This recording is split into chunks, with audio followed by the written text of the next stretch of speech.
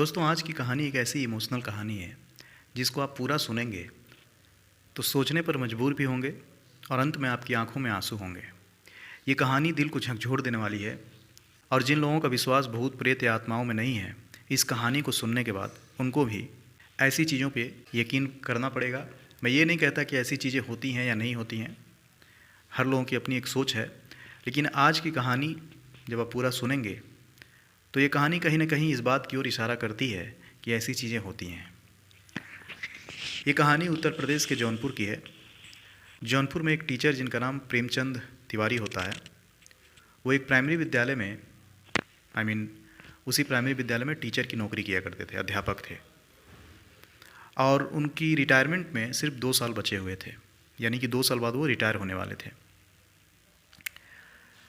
उन्होंने जिन जिन बच्चों को पढ़ाया, जिन जिन बच्चों को शिक्षा दिया, वो सभी बच्चे आगे चलकर हर एक फील्ड में, जिसका जो फील्ड था, जिन्होंने जिस फील्ड का चुनाव किया, कोई अध्यापक बना, कोई पुलिस में गया, कोई बहुत बड़ा अधिकारी बना। तो जिन जिन बच्चों को उन्होंने शिक्षा दिया वो सभी बच्चे अपने अपने फील्ड में काफ़ी नाम कमाया और इसी वजह से गांव में उनकी एक इज्जत थी और बच्चे भी उनकी बहुत इज्जत किया करते थे।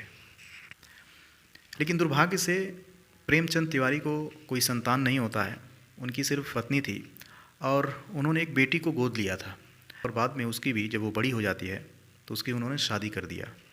अब घर में सिर्फ उनकी पत्नी और प्रेमचंद तिवारी जी, तो दोनों मियाँ बीवी खुशी खुशी अपनी ज़िंदगी काट रहे थे। और जो प्रेमचंद तिवारी थे अपनी रिटायरमेंट का इंतज़ार कर रहे थे कि वो रिटायरमेंट होने के बाद अपनी पत्नी के साथ ज़िंदगी गुजर बसर करेंगे। इधर समय तेज़ी से निकल रहा था।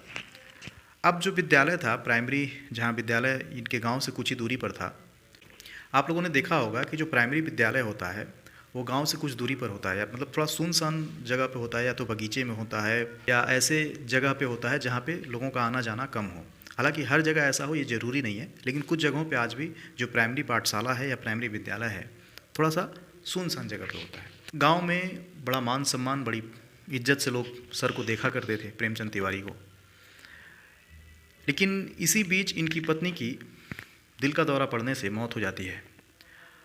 अंतिम संस्कार किया जाता है। अब प्रेमचंद तिवारी सर अकेले पड़ जाते हैं।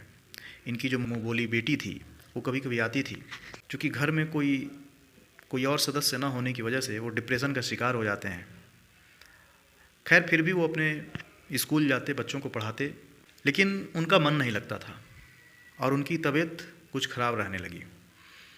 अब कैसे कैसे 1 साल बीत जाता है। अब रिटायरमेंट में सिर्फ 1 साल और बचा हुआ है। बेटी थी जो कब तक इनके पास आकर रहती, उसका भी अपना परिवार था, उसका भी अपना पति था, बच्चे थे। वो भी कुछ दिन के बाद चली जाती है। गांव के लोग उनसे हालचाल पूछते हैं कि सर आप कैसे हैं, प्रेमचंद तिवारी से। तो सबसे हंसकर बात किया करते थे। अच्छा, सर का जो नेचर था वो इतना पॉजिटिव था, इतना अच्छा था कि वो अपना दुख किसी से बताते नहीं थे। वो खुद में अपने सारे दुखों को झेलते थे, तन्हाई, अकेलापन, इस तमाम जो चीज़ें होती हैं, लेकिन किसी से कुछ कहते नहीं थे। इसी उधेड़बुन में उनकी ज़िंदगी बीत रही थी और अकेले ही अपनी ज़िंदगी को काट रहे थे। इधर स्कूल जाते और अपने घर आते, अकेले रहते, खाना बनाते, खाना खाते, फिर सो जाते और ऐसे ही ज़िंदगी कट रही थी।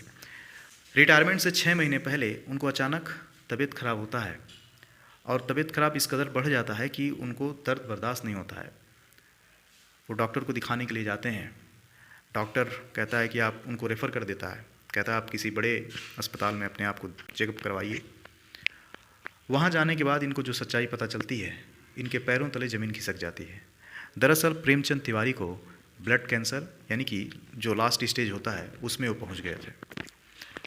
वो मुस्कुराते हैं, अपना रिपोर्ट लेकर आते हैं और घर पर बिना किसी को कुछ बताए ज़िंदगी जीना शुरू कर देते हैं। हर सुबह बच्चों को पढ़ाने जाया करते, शाम को घर आते, खाना बनाते, खाकर सो जाते।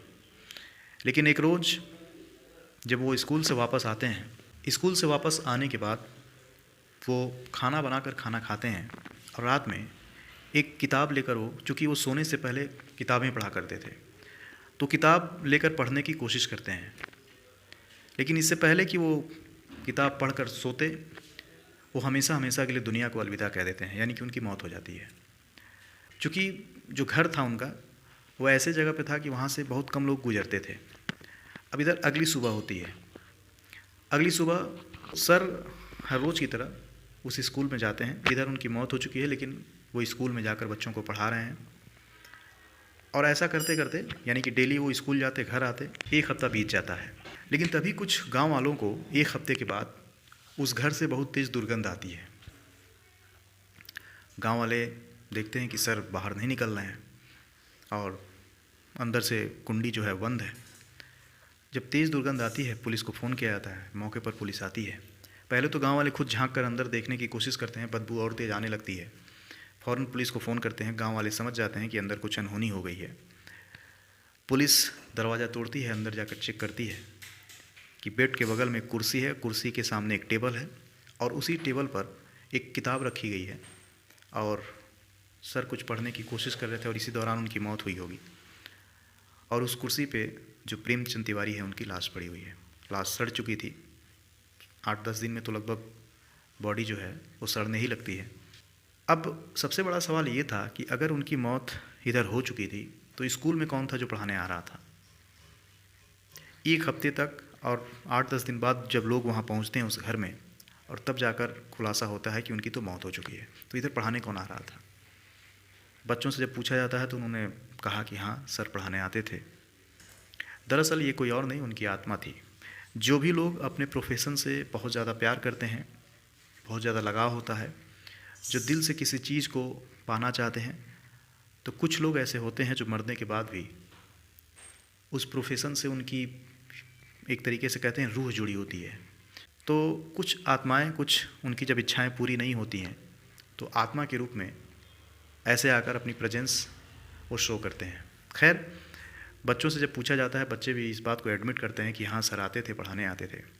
बाद में उनका अंतिम संस्कार किया जाता है और तब जाकर उनका आना बंद होता है। हालांकि ये कुछ दिनों तक ही था, सभी लोगों ने नहीं देखा। इधर उनकी लाश उनके घर में पड़ी हुई थी। अगर वो स्मेल नहीं करती तो लाश अंदर ही पड़े पड़े कंकाल का रूप धारण करती थी। खैर, बाद में उनका अंतिम संस्कार किया जाता है और तब जाकर उनके आत्मा को मुक्ति मिलता है।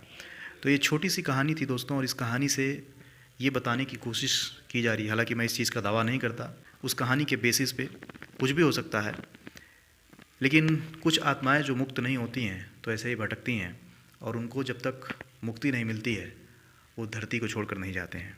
तो आज भी कुछ घटनाएं ऐसी हैं दोस्तों जिन पर सुनने के बाद यकीन नहीं होता है, विश्वास नहीं होता है। और कभी कभी ऐसी घटनाएं जब सुनने को मिलती हैं तो हम इंसान ये सोचने पर मजबूर हो जाते हैं कि क्या भूत प्रेत आत्मा या रूह जैसी चीज़ें होती हैं। अगर होती हैं तो हर लोगों को क्यों नहीं दिखती, क्यों सिर्फ कुछ ही लोगों को दिखती हैं।